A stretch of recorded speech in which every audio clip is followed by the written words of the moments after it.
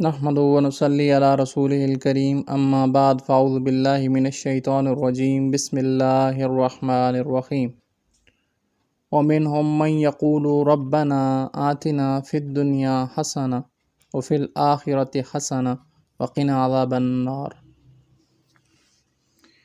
اولئک لہم نصیب مما کسبوا واللہ سریع الحساب۔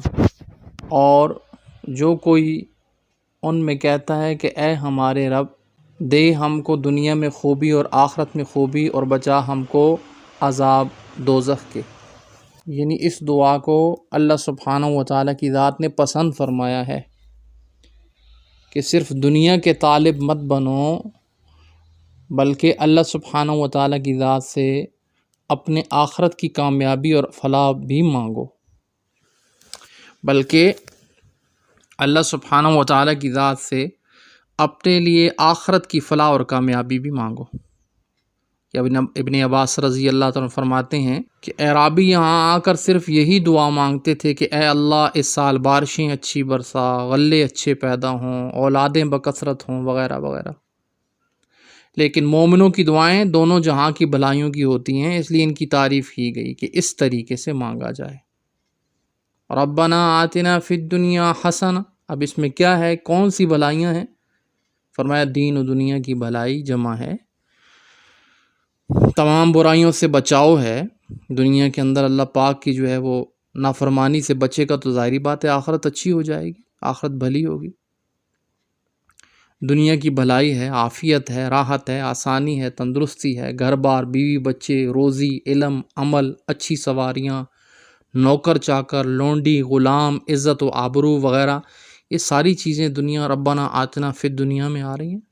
وفی الآخرۃ حسنہ، اور آخرت کے اندر کیا ہے؟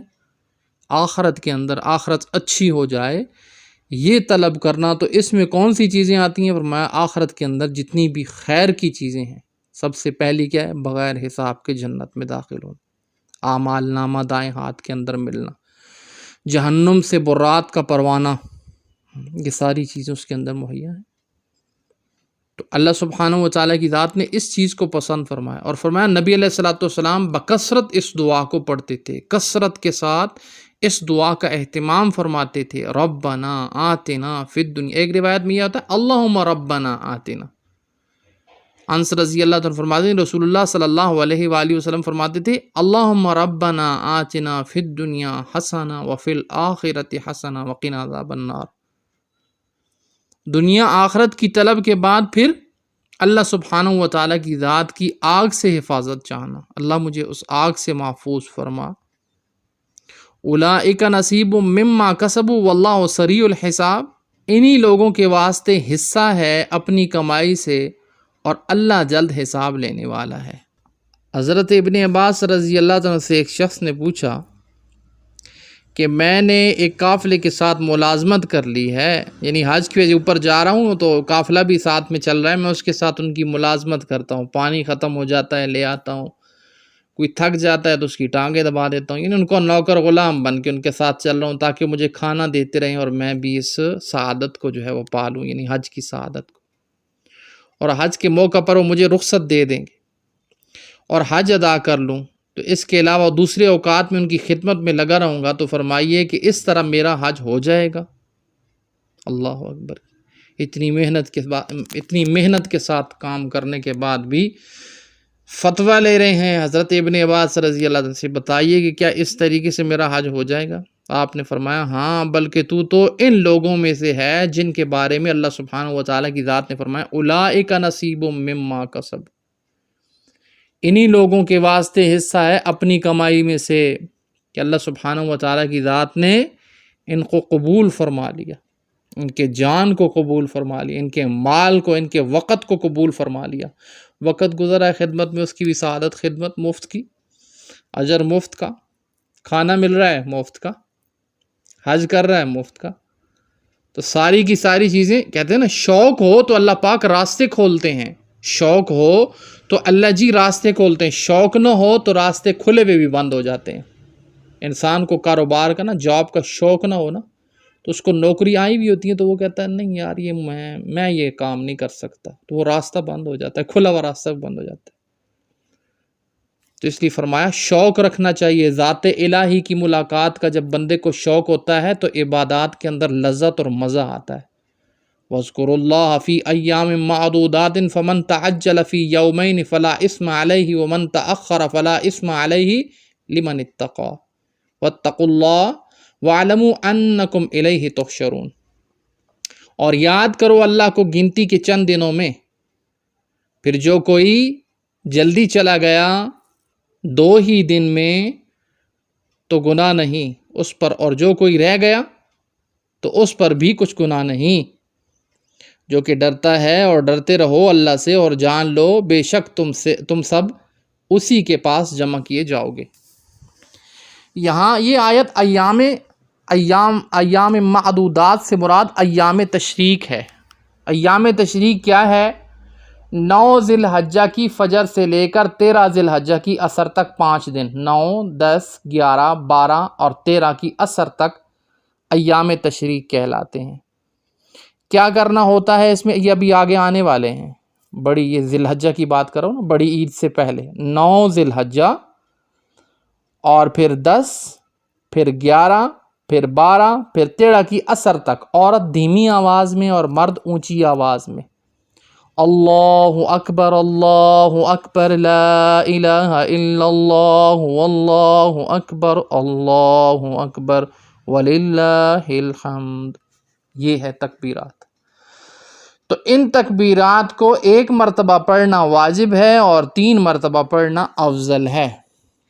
1 مرتبہ پڑھنا واجب ہے اور 3 مرتبہ پڑھنا افضل ہے. تو اس لیے فرمایا اس کا اہتمام کیا جائے. ایام تشریق کی جو فضیلت آقا علیہ الصلوۃ والسلام بیان فرماتے ہیں یہ کھانے پینے کا دن ہے. تشریق اس کو کہتے کیوں ہیں؟ فرمایا اس لیے کہ یہ گوشت سکانے کے دن ہوتے تھے. قربانی کرتے تھے نا تو اس گوشت کو سکانے کے لیے دھوپ میں رکھ دیتے تھے. تو اس لیے ان دنوں کا نام ایام تشریق رکھ دیا گیا ہے. حضرت عمر رضی اللہ عنہ کے زمانے میں حضرت عمر رضی اللہ عنہ اپنے خیمے میں سے اتنی اونچی تکبیرات پڑھتے تھے کہ اس تکبیرات کو سن کر پورے کا پورا مینا کا جو میدان تھا نا وہ پورے کا پورا گونج جاتا تھا. وہ پڑھتے تھے، ان کی تکبیر کو پڑھنے کے بعد پھر سارے کے سارے لوگ اس کو پڑھتے تھے.